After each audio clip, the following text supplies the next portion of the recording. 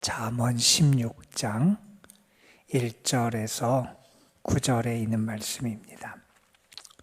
구약성경 잠언 16장 1절에서 9절에 있는 말씀, 잠언 16장 1절에서 9절 말씀, 오늘 우리에게 주신 하나님의 말씀 우리 함께 한 목소리로 받들어 읽겠습니다. 마음의 경영은 사람에게 있어도 말의 응답은 여호와께로부터 나오느니라. 사람의 행위가 자기 보기에는 모두 깨끗하여도 여호와는 심령을 감찰하시느니라. 너희 행사를 여호와께 맡기라. 그리하면 내가 경영하는 것이 이루어지리라. 여호와께서 온갖 것을 그 쓰임에 적당하게 지으셨나니 악인도 악한 날에 적당하게 하셨느니라. 부른 마음이 교만한 자를 여호와께서 미워하시나니 피차 손을 잡을지라도 벌을 면하지 못하리라. 인자와 진리로 인하여 죄악이 속하게 되고 여호와를 경외함으로 말미암아 악에서 떠나게 되느니라. 사람의 행위가 여호와를 기쁘시게 하면 그 사람의 원수라도 그와 더불어 화목하게 하시느니라. 적은 소득이 공의를 겸하면 많은 소득이 불의를 겸한 것보다 나으니라. 사람이 마음으로 자기 길을 계획할지라도 그의 걸음을 인도하시는 이는 여호와시니라. 아멘.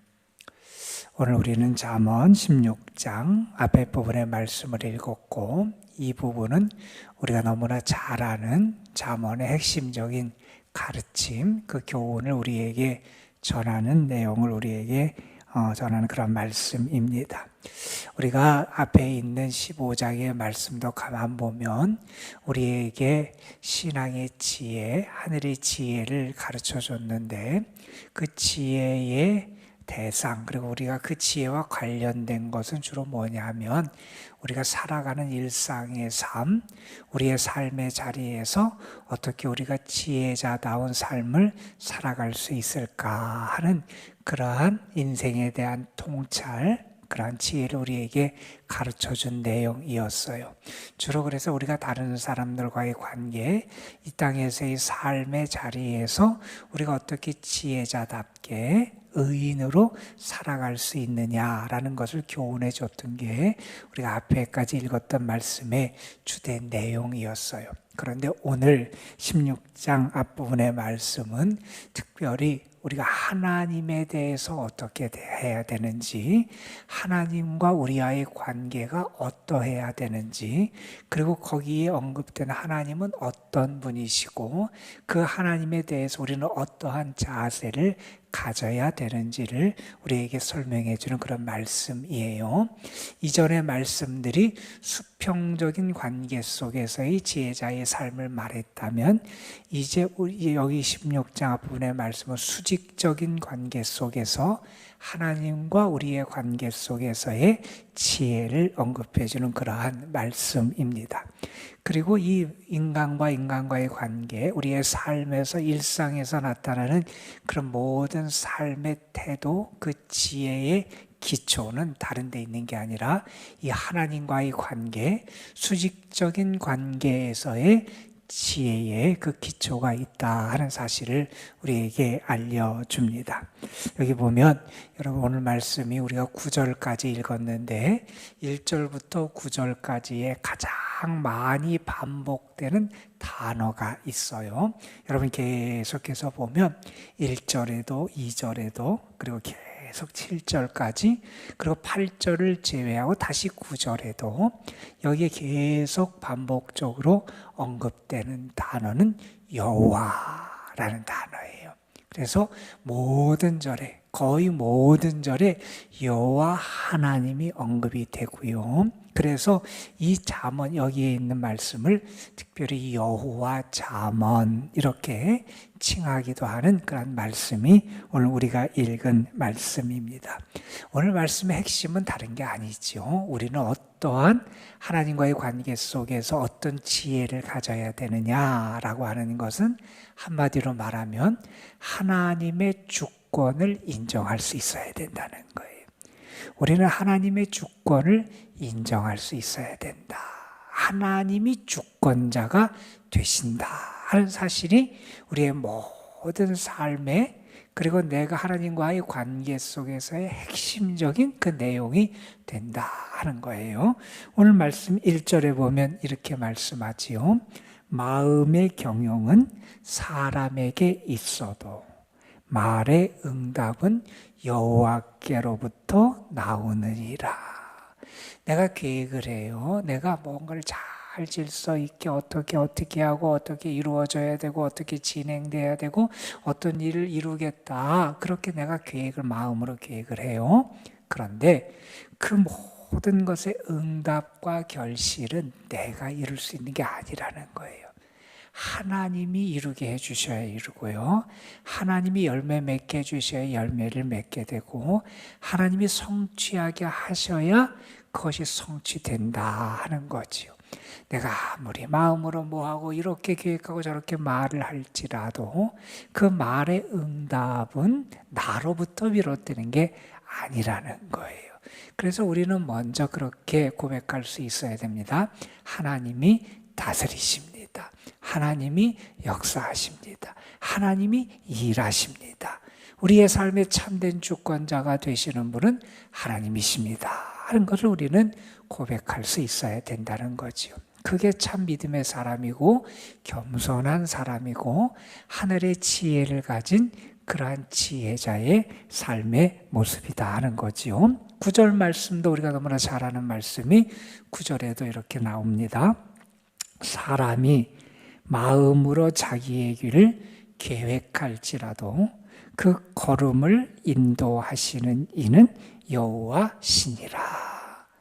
사람이 내가 이렇게 걸어가겠다, 이 길을 가겠다, 이렇게 내가 행하겠다, 그렇게 아무리 계획할지라도 그 걸음을 인도하시는 분, 결국 그렇게 갈 수 있도록 우리를 이끌고 허락하시는 분은 하나님이시다는 거예요. 그래서 1절에서도 응답은 하나님께 있다. 그리고 인도하시는 분은 9절에 하나님이시다. 그래서 우리의 삶의 참된 주권자가 하나님이시다. 모든 것은 하나님의 주권 아래 있고 우리는 하나님의 주권을 고백하고 인정하는 믿음을 가져야 된다 하는 것이 오늘의 말씀의 큰 줄기라고 말할 수 있을 거예요. 그 하나님의 주권적인 역사가 다양한 방식으로 나타나요. 1절에 보면 이루고 응답하시는 분이 하나님이시고요. 9절에 보면 인도하시는, 그 걸음을 인도하시는 분이 하나님이시고요. 2절에 보면 이런 얘기도 해요. 사람의 행위가 자기 보기에는 모두 깨끗하여도 여호와는 심령을 감찰하신다. 사람들은 자신도 속일 수 있어요. 다른 사람뿐만 아니라 자신도 속이고 자신도 속을 때가 있어요. 내가 온전하다, 내가 깨끗하다, 내가 어떻다, 그렇게 자신을 속일 수 있을지 모르겠어요. 그런데 하나님은 그 심령까지도, 그 속까지도, 그 동기까지도 감찰하시는 분이 누구냐? 하나님이시라는 거예요. 그러니까 우리가 아무리 겉을 꾸미고 이렇게 속이고 저렇게 가장을 하고 이렇게 할지라도 그 중심까지 아시고 꿰뚫어 보시는 분이 하나님이시다. 그러니까 우리가 그 하나님의 통찰, 하나님의 주권을 거스리고 그걸 속일 수가 없다는 거죠. 그렇게 하나님은 능력의 주권자가 되시는 분이 우리 하나님이시다 하는 거예요. 심지어는 4절에서 이런 얘기를 합니다. 하나님의 주권에 대해서 말하면서 이런 얘기까지 해요. 하나님 여호와께서는 온갖 것을 그 쓰임에 적당하게 지으셨다. 하나님의 목적과 뜻대로 사용하신다는 거예요. 심지어 악인이 있을지라도 그 악인까지도 하나님은 그가 원하시는 대로 사용하실 수 있는 분이 하나님이시라는 거예요. 그래서 모든 것의 주권이 누구에게 있느냐? 우리 하나님께 있다. 우리는 그것을 알아야 된다는 거예요.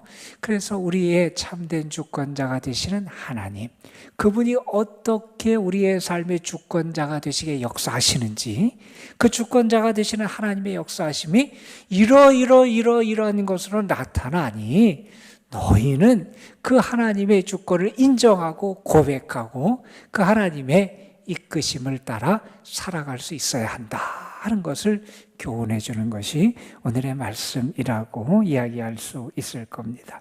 우리는 분명히 믿어요. 우리의 삶은 하나님의 다스림이 있습니다. 하나님의 섭리 안에 우리의 삶이 이루어져요. 그래서 우리 하나님의 주권 아래에 있다 하는 사실을 우리는 분명히 인정하고 고백할 수 있어야 한다는 거예요. 이렇게 우리가 하나님에 대해서 하나님 우리의 주권자가 되심을 고백하는 신앙을 가질 때 우리의 삶의 가치관도 달라지고요. 살아가는 모습, 태도와 자세도 달라진다는 거예요. 그래서 이것이 분명하게 먼저 서야 우리의 삶도 제대로 자리 잡히게 되고 우리의 삶을 통해서도 하나님 앞에서 바른 신앙의 자세와 태도가 확립될 수 있기에 이 신앙이 먼저 중요하다 하는 사실을 가르쳐 주고요. 자, 이렇게 하나님의 주권을 믿는 사람은 어떻게 해야 되느냐? 하나님의 다스림, 하나님의 주권을 인정하는 사람은 정말 어떻게 살아가야 되느냐? 오늘 말씀 우리에게 몇 가지를 교훈해 줘요. 3절 말씀해 보면 이렇게 말합니다. 너의 행사를 여호와께 맡기라. 하나님께 너의 모든 것을 맡기라는 거예요. 네가 행하는 것, 내가 걸어가는 길, 내가 붙잡고 있는 것, 내 모든 것을 여호와께 맡겨야 된다는 거예요. 우리는 그래요. 어느 분의 농담처럼 교회 안에서는 하나님께 다 맡기고 교회 나갈 때는 다시 주섬주섬 그걸 하나씩 가지고 내가 집으로 돌아간다는 거예요. 여러분, 하나님께 맡겨라. 너의 행사를 여호와께 맡기라. 그 고백이, 그런 삶의 믿음이 우리에게 나타나야 된다. 그리하면 내가 경영하는 것이 이루어진다. 이런 얘기를 해요.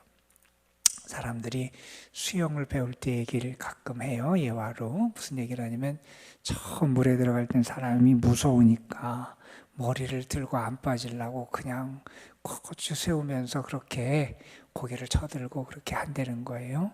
그러면 물에 뜨는 게 아니라 더 밑으로 가라앉는다는 거예요. 수영을 가르치는 분들이 그렇게 얘기를 한다 그래요. 물에 몸을 맡겨라. 그래서 물에 몸을 맡기고 힘을 빼면 물에 뜨게 되더라. 우리의 인생이 그렇다는 거예요.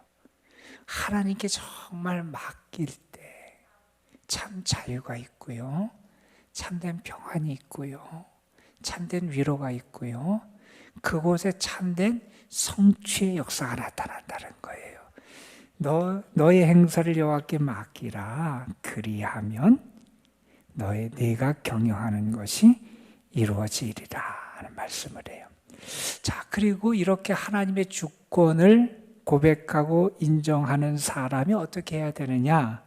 5절, 6절 말씀은 이겁니다. 교만하지 말고 여호와를 경외하라는 거예요.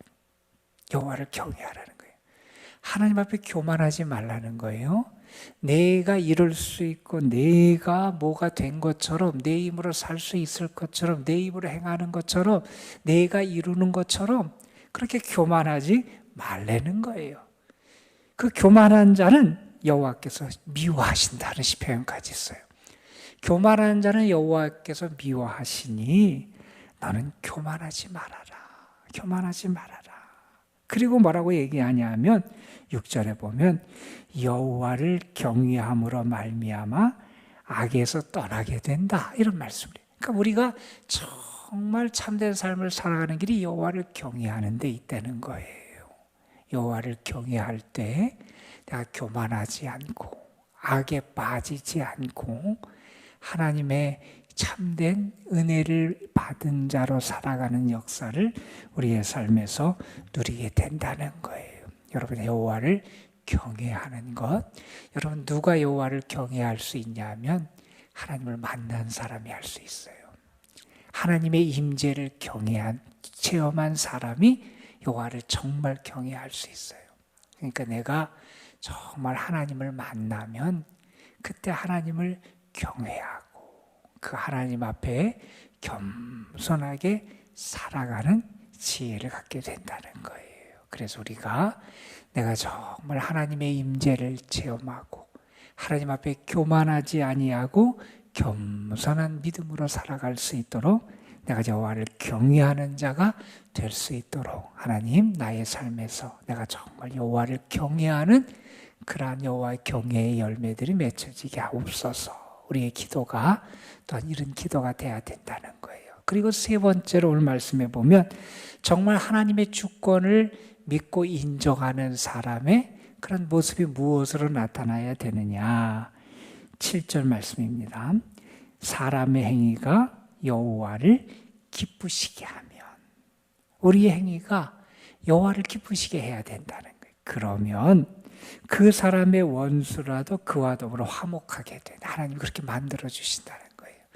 그래서 정말 내가 하나님이 살아계시고 하나님의 섭리와 역사가 있고 하나님이 내 삶의 주인이 되시고 주권자가 되심을 내가 인정하면 하나님을 기쁘시게 하는 삶을 살아갈 수 있어야 된다는 거예요.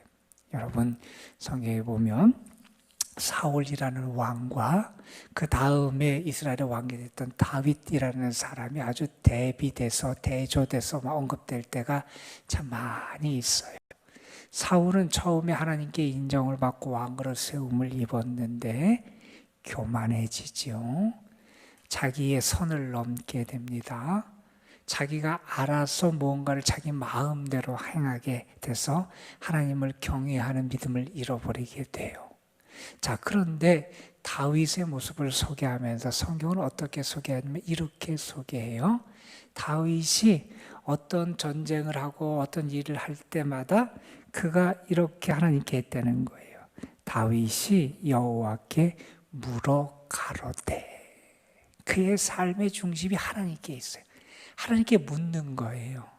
하나님, 제가 저 성에 올라갈까요? 하나님, 제가 이 일을 행할까요? 그러니까 그의 삶에서 하나님의 살아계심, 하나님의 인도하심, 하나님의 주권을 인정하는 믿음이 그에게 있었던 거죠. 그래서 하나님께 묻고 하나님의 응답을 받고 그 말씀에 순종하면서 그의 일을 행하는 모습을 우리에게 보여줘요. 사울은 자기가 마치 모든 것의 주관자인 것처럼 그렇게 행하는데 다윗은 여호와 하나님께 묻더라. 우리의 모습은 어떤 모습이냐는 거예요. 정말 하나님의 주권을 인정하는 그러한 믿음의 모습, 그것이 우리에게 하늘의 참 지혜고 우리가 하나님과의 관계 속에서 가져야 될 영적인 지혜의 모습이다 하는 사실. 그 지혜를 가진 사람은 하나님을 경외하고 그 지혜를 가진 사람은 하나님께 맡기고 그 지혜를 가진 하나님을 기쁘시게 한다. 이 말씀이 오늘 우리에게 주시는 말씀이 되어서 여러분의 삶에 하나님을 인정하며 살아가는 열매들, 그런 축복이 가득한 그런 하루가 되시기를 주님의 이름으로 축원합니다. 기도하시겠습니다. 아버지 하나님, 오늘 우리가 너무나 잘 아는 잠언의 그런 유명한 말씀들을 우리가 함께 읽었습니다. 사람의 마음의 경영은 사람에게 있을지라도 말의 응답은 여호와께로부터 나온다. 사람의 마음으로 자기의 길을 계획할지라도 그 걸음을 인도하시는 일은 여호와이시다. 우리가 이 말씀 다시 한번 우리의 마음판에 우리의 심령 속에 새길 수 있게 하여 주시고, 그래서 내 삶의 주권자는 하나님이시고 모든 것을 성취하고 이루게 하시는 분도 하나님이시고 참된 내 삶의 왕이 되시는 분이 하나님이심을 우리들이 온전히 고백할 수 있고 인정하는 그런 참 지혜를 갖게 하여 주옵소서.